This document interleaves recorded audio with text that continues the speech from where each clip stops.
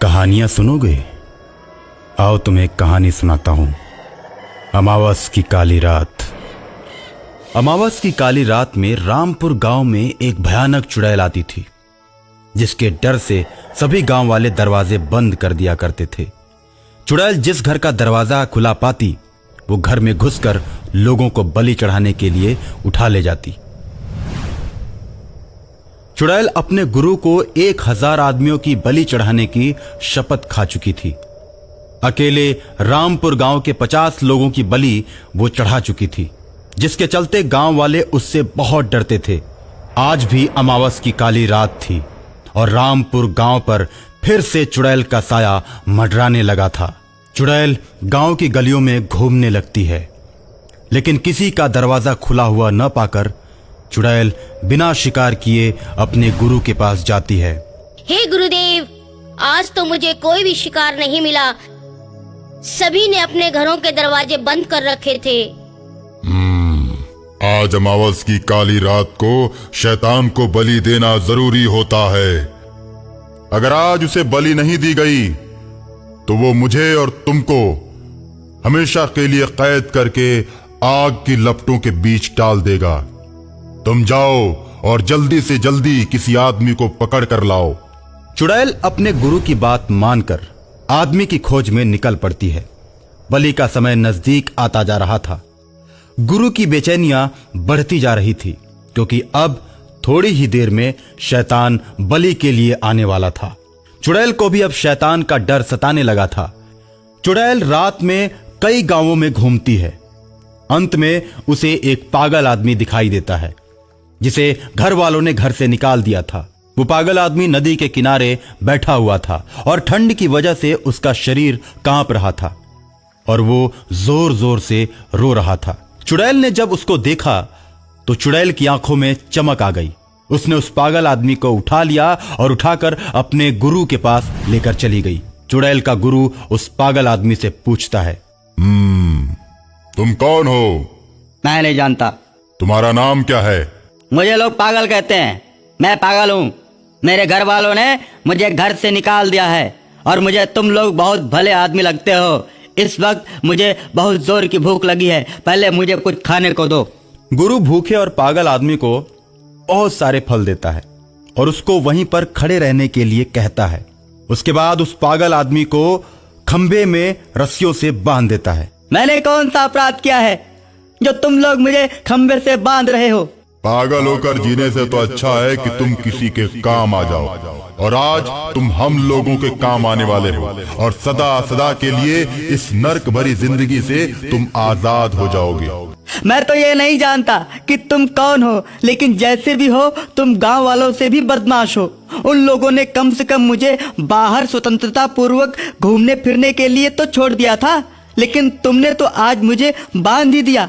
अब तो मुझे और भी दिक्कत होने लगी है। मेरा बंधन खोलकर मुझे अभी आजाद कर दो, नहीं तो मैं तुम सबको मार दूंगा। मैं पागल हूँ, पागल है, पागल हूँ। हे, मेरे गुरुजी से इस तरह बात करने की तेरी हिम्मत कैसे हुई? दुष्ट, मैं तेरा खून पी जाऊंगी। गंदे लोग, इससे ज्यादा और कर भी क्या सकते हैं? तुम गंदी हो, खून पीने की बात कर रही हो। चुड़ैल पागल आदमी को मारने के लिए दौड़ती है। नहीं नहीं, तुम इसको मत मारो। इसको तो शैतान मारेगा और मारकर इसकी बलि चढ़ाएगा। उसके बाद हम लोग मिल बांटकर इसको खा जाएंगे।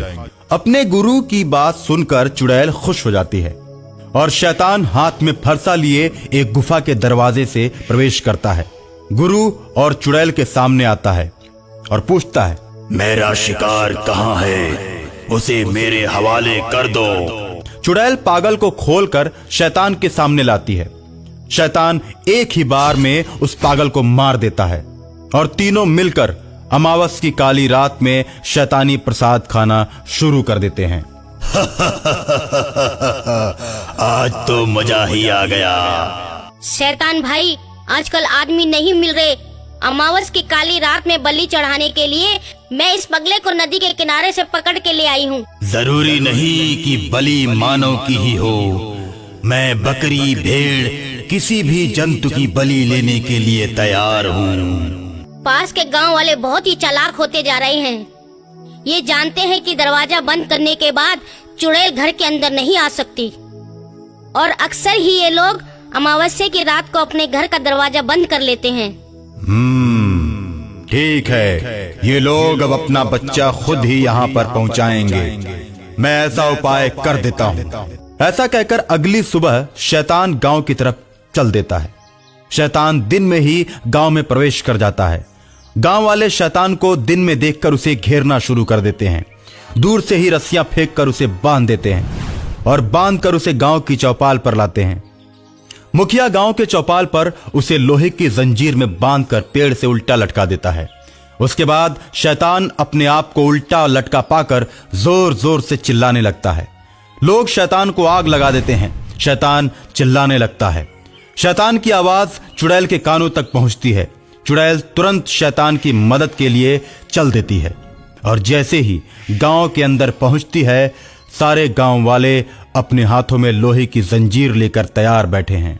चुड़ैल आसमान में उड़ते हुए आ रही है और शैतान को पेड़ पर जलते हुए लटका पाकर गांव वालों से बोलती है, तुम लोगों ने शैतान को बांधकर बहुत बड़ी गलती की है, और बड़ी गलती की है तो उसकी कीमत भी बड़ी ही चुकानी पड़ेगी।